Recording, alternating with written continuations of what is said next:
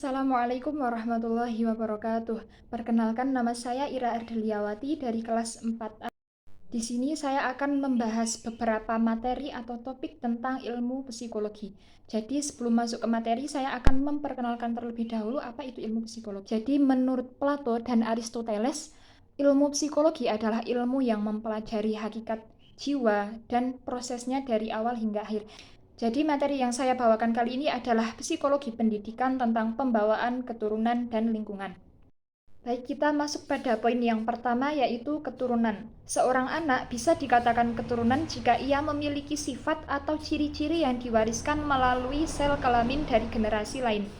Contoh, seorang anak yang memiliki sifat malas itu belum tentu keturunan dari orang tuanya, karena sifat tersebut bisa dipengaruhi oleh faktor lingkungan. Dr. Hajah Endang pada bukunya halaman 25 juga mengatakan bahwa faktor lingkungan sangat mempengaruhi seseorang, sehingga ia sulit menentukan apakah itu faktor dari keturunan atau lingkungan.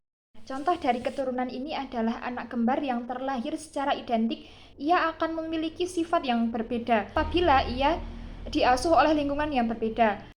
Jadi memang faktor lingkungan dan faktor keluarga itu sangat berpengaruh pada perkembangan dan pertumbuhan anak. Terlebih lagi faktor keluarga yang itu menjadi tempat pertama bagi anaknya. Akan tetapi menurut tokoh ekologi Uri Bronfenbrenner, ia menyebutkan faktor lingkunganlah yang menjadi faktor perkembangan manusia. Poin selanjutnya ada pembawaan. Pembawaan adalah seluruh kemungkinan atau kesanggupan yang terdapat pada seseorang selama masa perkembangan bisa direalisasikan. Sebagian orang berpendapat bahwa pembawaan merupakan potensi untuk mencapai prestasi, karena pembawaan bisa dikatakan sebagai ilmu pasti.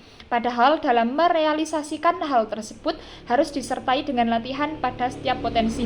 Jadi seorang anak yang mungkin bisa dikatakan ia bakat bermusik, ia bakat main sepak bola, itu sebenarnya adalah pembawaan, bukan keturunan, karena hal-hal tersebut itu bisa direalisasikan jika ia bekerja keras untuk mencapainya. Poin yang selanjutnya ada macam-macam pembawaan dan pengaruh keturunan. Yang pertama ada pembawaan jenis yang meliputi bentuk badan, anggota tubuh, intelijensi, dan ingatannya. Seorang yang tinggi atau seorang yang kurus atau yang gemuk itu ada kemungkinan ia turun dari orang tuanya. Ada generasi atau gen yang diwariskan dari orang tuanya. Yang kedua ada pembawaan ras, meliputi ras Indo-Jerman, ras Negro, dan ras yang lain. Jadi kan ada di Indonesia itu ada beberapa ras yang mungkin itu sangat berpengaruh pada generasi-generasi yang akan datang, seperti ras berkulit putih, berkulit hitam, ras berambut keriting, dan lain-lain, itu akan berpengaruh kepada keturunannya nanti. Kemudian yang selanjutnya ada pembawaan jenis kelamin yang menyebabkan perbedaan pada sikap dan sifatnya. Memang ya, dari jenis kelamin itu seorang anak laki-laki dan perempuan akan mempunyai sifat yang sangat berbeda. Kemudian selanjutnya ada pembawaan seorang dalam meliputi perbedaan sifat melalui fisik dan psikis. Jadi memang kondisi psikis atau kejiwaan seseorang itu akan mempengaruhi sifat atau kepribadian mereka. Oke, poin selanjutnya atau poin terakhir adalah faktor lingkungan atau environment.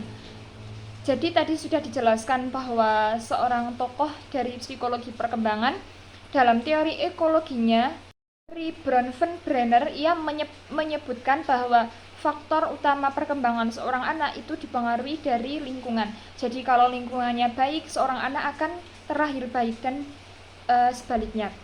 Menurut psikologi lingkungan, mencakup segenap stimulasi yang diterima seorang mulai sejak dalam konsensi kelahiran sampai matinya. Selanjutnya yaitu macam-macam lingkungan. Yang pertama ada lingkungan alam atau luar, external of physical environment. Jadi seorang anak itu perkembangannya juga dapat dipengaruhi dari lingkungan luar. Kemudian yang kedua ada lingkungan dalam atau internal environment, ini meliputi lingkungan keluarga. Kemudian yang ketiga ada lingkungan sosial atau masyarakat. Jadi kurang lebihnya lingkungan sosial atau masyarakat dan lingkungan luar itu kurang lebih sama pembahasannya, yaitu seorang anak itu perkembangannya akan dipengaruhi oleh lingkungan luar tersebut, meliputi lingkungan pertemanan.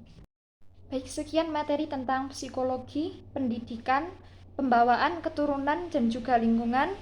Saya Ira Ardiliyawati, kurang lebihnya mohon maaf. Assalamualaikum warahmatullahi wabarakatuh.